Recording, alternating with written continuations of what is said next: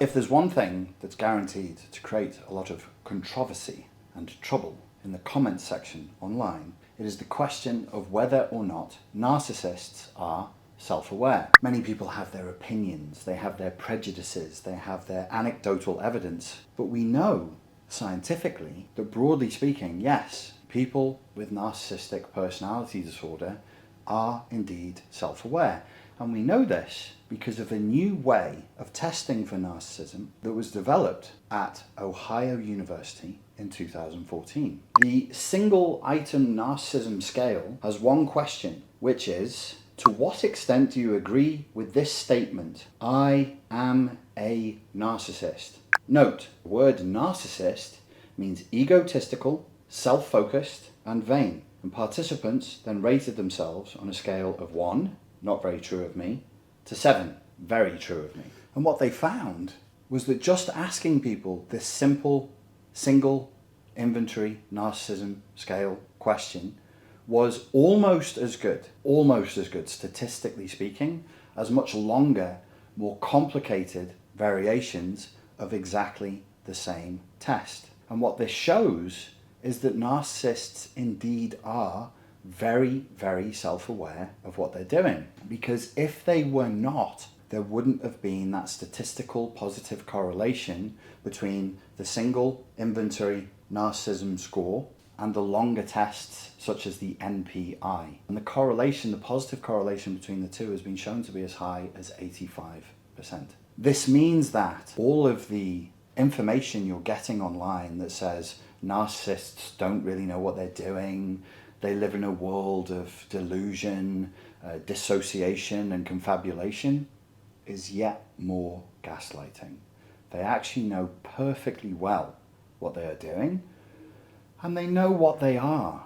They believe that they are entitled to a special level of treatment. They believe that they are entitled to exploit others simply because they feel themselves to be superior to other people.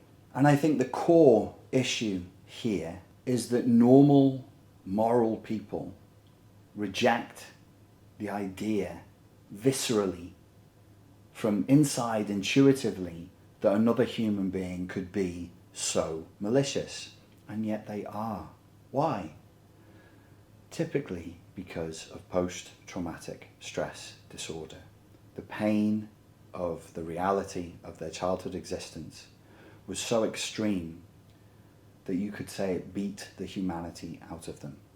In order to survive, they had to smother the more vulnerable, the more humane, the more compassionate emotions for themselves, let alone for other people. And having lost empathy for themselves, of course they lost empathy for others. These are very cold, very calculating individuals. So when you come to me or you come to other people and you say, I think I'm a narcissist, that's why you might hear me laugh. And I'm not showing you contempt. I've thought the same thing and I've wondered the same thing. I've stayed awake at night wondering, like, what if it is me that has the problem? It's not a question of contempt.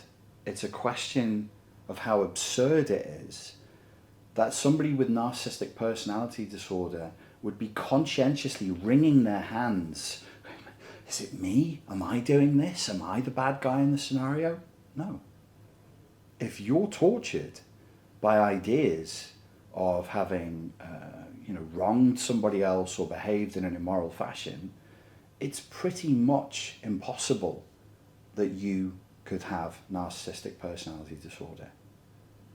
The statistics, the science, it shows us, it is concluded, they know what they are. They know what they do. And yes, they even understand the pain that they cause other people.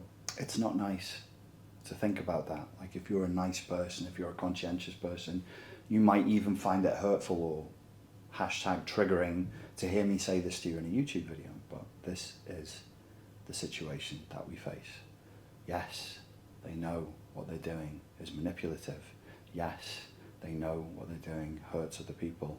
And yes, they believe that they have the right to do this because, and this is what will help you the most, remember that this human being is so badly damaged that they're trapped in a delusional version of themselves and a delusional version of reality in which they have special qualities, special rights, special entitlements, and they are simply superior to you. And therefore, your needs, your requirements, your pain, your suffering is all downstream of everything that they perceive and everything that they feel about themselves. I wouldn't say that it's necessary for you to forgive the narcissist in your life. I would, however, say it's necessary for you to forgive yourself for loving the narcissist in your life. There was nothing wrong with that. You were courageous enough and vulnerable enough to love another human being, and you were deceived. Forgive yourself for that. Grieve it thoroughly. You don't need to forgive them as such, but you do need to let it go if you're looking to recover. Ladies and gentlemen, thank you very much for your time and for your attention, and I look forward to speaking to you again very soon. Thank you.